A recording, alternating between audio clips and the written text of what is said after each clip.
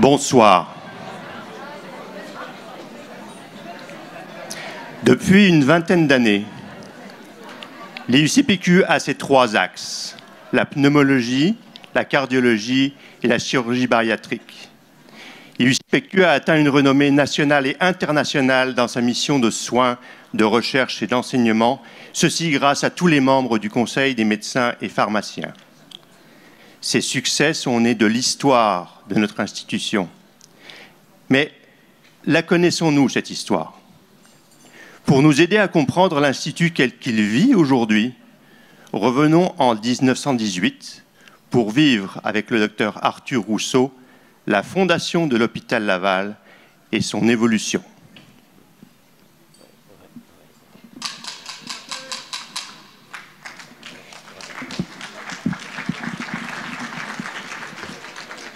Ouais. Enfin. Mon sanatorium. Oui. Voilà. Ah, merci, ma soeur. Enfin, mon sanatorium a admis ses premiers patients. Le 7 juin 1918. La consomption pulmonaire est un fléau terrible dans les quartiers pauvres de Québec. Elle tue jeunes et vieux. Notre établissement va permettre de soigner ces patients, la plupart indigents, mal nourris, et surtout de réduire la contagion. Les cures externes à notre hôpital vont être à la fois agréables et efficaces. Avec les grandes galeries orientées au sud, les patients vont respirer un air pur. Autour de l'hôpital, qu'est-ce qu'il y a? De vastes champs, la belle nature, et on est loin de la ville.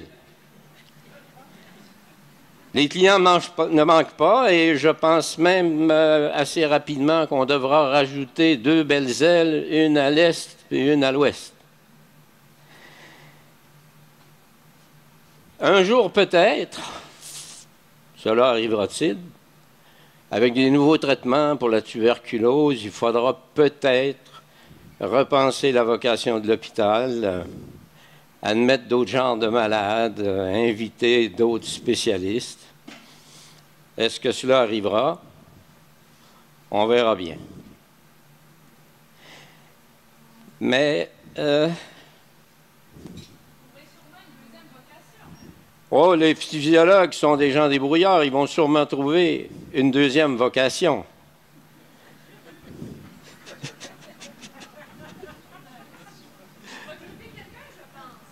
Oui. Non. Assez, ma soeur, assez. Il y a une rumeur à l'effet que les religieuses ont recruté mon ancien interne, Alphonse Espérance. Et ils en ont fait le directeur médical de l'hôpital. Je subodore qu'elles ont des idées de changement en tête. Je me demande ce qui se passe. Il faut que j'aille en discuter avec Alphonse. Docteur Rousseau. Oui. J'imagine que pour ces réalisations, vous deviez avoir de bons contacts politiques. Ah, les contacts, on n'en avait pas, mais il en a fallu du temps pour convaincre tous ces gros messieurs de Québec, les hommes d'affaires, les professionnels, les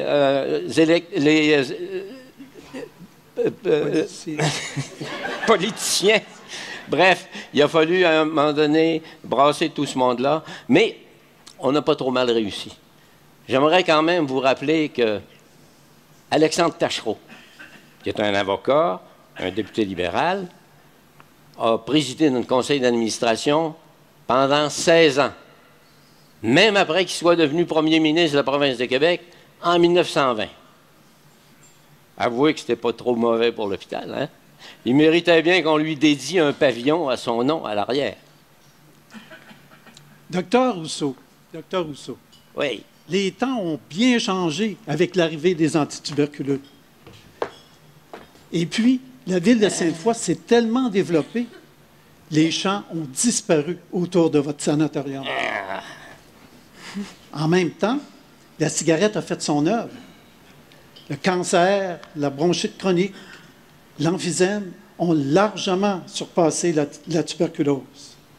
Nous, les physiologues, il fallait bien qu'on s'en occupe. Quand même, nous avons été visionnaires. Nous avons diversifié nos activités cliniques et recruté de jeunes pneumologues. En 1970, à l'initiative du docteur Camille Lessard, la Ligue antituberculeuse a fondé la première chaire à l'Université Laval, chaire dédiée à l'enseignement et à la recherche en pneumologie. Et puis, en 1975, comme l'avaient fait plusieurs groupes de médecins dans l'hôpital, les 5 pneumologues ont regroupé leurs pratiques médicales pour supporter le développement des soins spécialisés, de la recherche et de l'enseignement en pneumologie. Eh oui, Dr Rousseau, le groupe a considérablement grandi avec les années. Nous sommes maintenant 24 pneumologues associés à 4 chirurgiens thoraciques. Tous contribuent à la recherche clinique et fondamentale avec le support de plusieurs chercheurs PhD. Notre centre de recherche est reconnu mondialement, ce dont vous pouvez être fier, Dr Rousseau. Docteur Rousseau, vous pouvez aussi être fier des premiers pneumologues qui vous ont succédé, particulièrement le docteur Alphonse Rousseau. Ils ont réalisé qu'il y avait d'autres conditions que la tuberculose qui pouvaient être associées à des hémoptysies et une cachexie chez les gens. Ils ont discerné, à travers les râles bronchiques, la douce mélodie du roulement diastolique de la sténose mitrale. Et ils ont réalisé qu'entre les poumons, il y avait un cœur.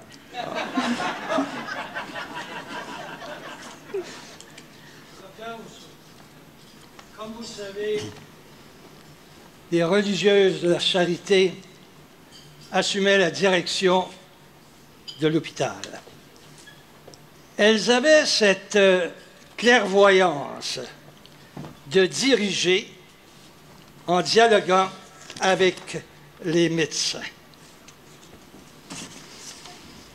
Par exemple, elles avaient appuyé la démarche du docteur L'Espérance, qui avait demandé à un pneumologue fraîchement arrivé, docteur Paul-Émile Garot, d'aller faire sa formation en cardiologie.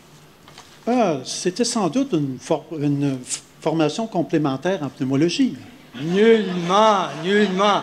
Entre les deux spécialités, la véritable formation était la cardiologie. Ah, ben, c'était bien. Un cardiologue. Un cardiologue? Ça suffisait sûrement pour les besoins de l'hôpital. Nullement. Écoutez un peu, là, docteur Rousseau. Vous savez que les cardiologues ont souvent un appétit démesuré. Appétit démesuré? Est-ce qu'ils deviennent obèses? En tout cas, il n'y en avait pas beaucoup parmi les tuberculeux. Non, vous avez bien raison. Il n'y avait pas beaucoup d'obèses parmi les tuberculeux. Mais ça ne devrait pas vous inquiéter, parce que l'obésité, on en prendra charge facilement. Comme vous pouvez le constater, docteur Rousseau, mon collègue, néanmoins ami Picard, est un peu indiscipliné. Mais je reviens à votre question sur les effectifs en cardiologie. Il faut se rappeler qu'en 1960, les causes des maladies qui engendraient des infarctus, angines, insuffisance cardiaque, AVC, mort subite, augmentaient de façon effarante pour devenir la première cause de décès en Amérique du Nord. Les religieuses avaient appuyé à ce moment, pour répondre à ce fléau, les recrutements en cardiologie pédiatrique, en cardiologie adulte, en chirurgie cardiaque et en anesthésie. De plus, elles avaient réussi à convaincre l'administration à former un institut de cardiologie avec une charte bien structurée et qui s'appliquait pour l'hôpital Laval. Alors ça, c'est vrai que les religieuses de la Charité ont toujours été généreuses et avisées et ont joué un rôle formidable dans le développement de l'hôpital. Effectivement, nous avons réalisé ce point lorsque les religieuses ont quitté la direction de l'hôpital en 1975. La période de transition a été difficile. Nous avons dû garder le fort pour empêcher la nouvelle administration d'annuler l'Institut de cardiologie. De plus, il y eut des tentatives de transfert de cardiologie, de la chirurgie cardiaque au CHUL, mais sans succès. C'est grâce au travail acharné d'André Moisan, qui était alors directeur de l'Institut, que nous avons réussi à garder au moins le département multidisciplinaire avec la cardiologie pédiatrique, la cardiologie adulte et la chirurgie cardiaque. Écoute un peu, Gilles, mon ami. Tu essaies de nous faire croire que les cardiologues l'ont eu difficile à l'hôpital Laval. Je pense que tu en oublies les longs segments. Ou encore tu fumes du bon. Docteur Rousseau, quand les religieuses ont quitté, juste avant de partir, ils ont donné à la cardiologie la grande chapelle pour leurs besoins. Ils en ont fait un laboratoire d'exercice, un gymnase.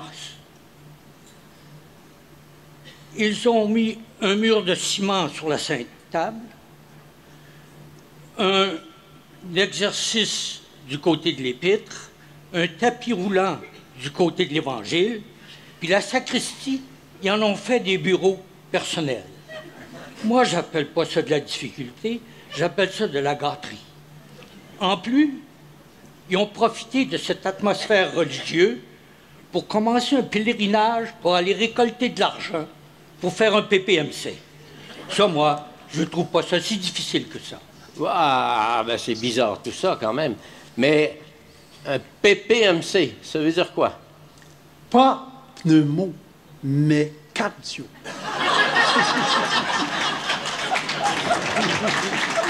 Michel, es-tu certain de ça? En tout cas, moi, j'aurais dit plus de pneumo, moins de cardio. Alors, Dr Rousseau, PPMC veut dire pavillon de prévention maladie cardiaque. Sans doute, peut-être qu'un jour, on pourra dire que c'est le pavillon de prévention des maladies chroniques, qui inclut les maladies cardiaques, pulmonaires et métaboliques.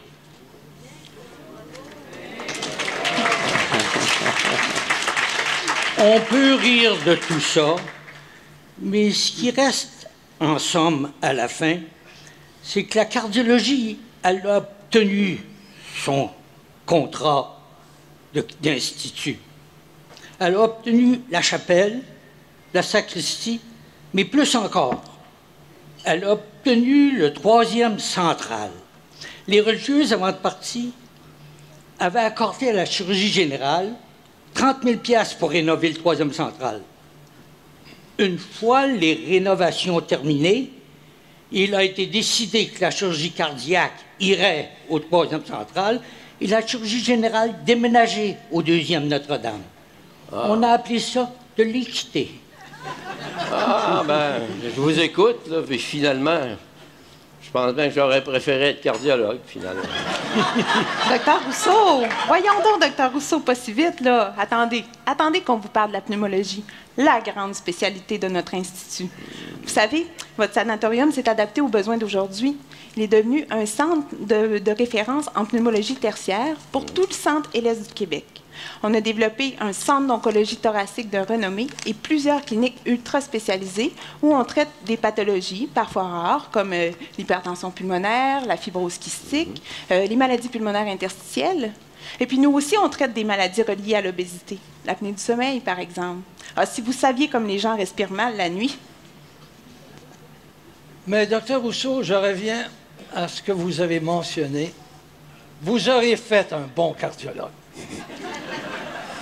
Vous savez, notre mission, c'est pour les chirurgiens cardiaques, les cardiologues, c'est d'assumer les soins tertiaires à 2 millions de citoyens et aussi d'avoir un leadership dans des programmes de réadaptation, de prévention et de nouvelles technologies. En plus de favoriser l'enseignement au niveau de nos jeunes collègues, des chirurgiens et des cardiologues travaillent avec une dizaine de chercheurs dans le domaine fondamental, clinique et populationnel pour réduire davantage les maladies cardiovasculaires. Mais si on regarde l'ensemble, c'est la conjugaison de toutes ces réalisations en cardiologie, en chirurgie cardiaque et les réalisations en pneumologie et aussi en chirurgie thoracique qui ont permis en 1996 que l'hôpital soit nommé officiellement Institut universitaire de cardiologie et de pneumologie de Québec avec un acronyme IUCPQ. Oh là! Vous changez le nom de l'hôpital Laval pour IUCPQ. Ouf! Ça me donne des serments au cœur. Vous avez des serments encore? Ça va. Ça va? Vous savez, vous êtes en bonne main. 37 cardiologues, 11 chirurgiens qui couvrent toutes les maladies cardiaques à partir des malformations chez les jeunes jusqu'à l'insuffisance cardiaque chez les personnes âgées. De plus, que dire des réussites au niveau technologique en échocardiographie et aussi au niveau des réalisations pour les maladies valvulaires en échocardiographie et en hémodynamie, et particulièrement pour le remplacement des valves en hémodynamie. Comme je dis souvent à mon fils, l'avenir est en cardiologie médicale. Un instant, mon père. Un instant. N'oublions pas que les hémodynamiciens sont ni plus ni moins que des chirurgiens avortés. Quant à nous, chirurgiens cardiaques, Dr Rousseau, nous sommes nés de la chirurgie thoracique. Une mutation quand même assez surprenante, mais qui est possible. Le docteur Maurice Beaulieu, qui était le premier chirurgien thoracique à l'hôpital Laval, a été le pionnier du développement de la chirurgie cardiaque au sein de notre institution. Par la suite, plusieurs chirurgiens d'excellence ont été recrutés, dont certains sont ici dans la salle. Mais pour en nommer un, le docteur Paul Cartier, qui a été un chirurgien avec une reconnaissance internationale en chirurgie cardiaque pédiatrique et valvulaire, mais qui malheureusement nous a quittés à trop tôt, à 49 ans. Actuellement, l'IUCPQ effectue le plus grand nombre de chirurgies cardiaques au Canada, et ça avec brio, en partant des cardiopathies congénitales jusqu'aux cardiopathies complexes de l'adulte, incluant plusieurs innovations. Les résultats qui sont parmi les meilleurs au Canada, essentiellement reposent sur une collaboration multidisciplinaire où chaque intervenant apporte son expertise afin d'assurer le meilleur soin aux patients. Donc, l'ère du cardiologue d'un côté et du chirurgien de l'autre, mon père, est grandement révolue. Ah, ben, tout ça est excitant. Mais votre question d'obésité et de son traitement par des chirurgiens, qu'en est-il? Là, vous allez le constater vous-même, vous voyez, nous passons en dernier. Nous, on dit que c'est parce qu'on nous prend pour le dessert.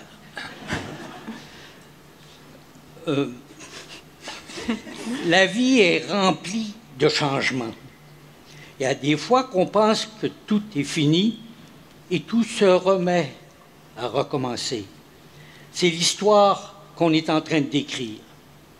On a commencé par une maladie pulmonaire, on en a trouvé la solution, est arrivée une épidémie de tabagisme et des maladies cardiaques.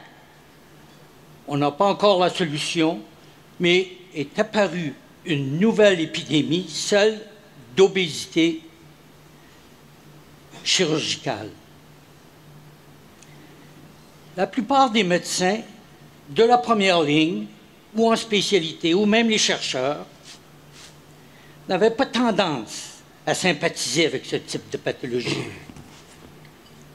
Il nous a fallu construire une nouvelle équipe d'infirmières, diététistes, chirurgiens, médecins, chercheurs.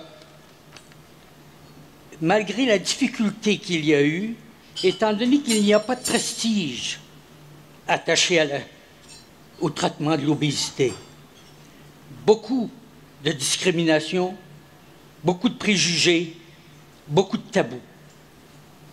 Mais on a réussi toutefois à ramasser ensemble des gens qu'on a convaincus, des infirmières, des chirurgiens, et on a construit un système médico-chirurgical et clinico-recherche.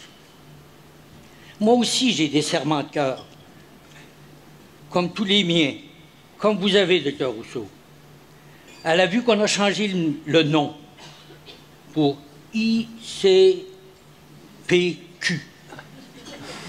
On a oublié le O pour obésité. C'est cocon. Calme-toi, papa, calme-toi. Le O, pour regarder le logo, ils l'ont mis là. Ils l'ont même mis double pour le O oublié. Mais c'est drôle, parce que même avec ces O-là, je comprends mal le IUCPOQ.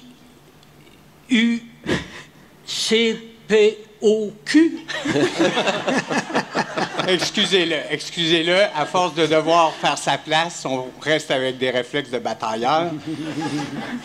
Mais c'est vrai que lui et le docteur Simon Biron, ils ont été des pionniers. Ils ont fait leur place à coup d'innovation, de présentation, de publication avec des résultats impressionnants.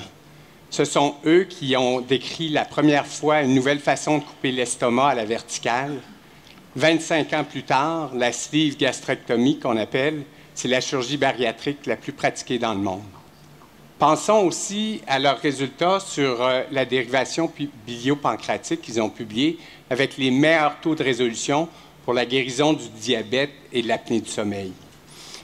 Et ça continue. Aujourd'hui, nous sommes entourés de chercheurs chevronnés en obésité et en métabolisme. Nous avons la seule chaire de recherche en chirurgie bariatrique au Canada. Et ensemble, nous formons un groupe incontournable dans le monde, dans le domaine.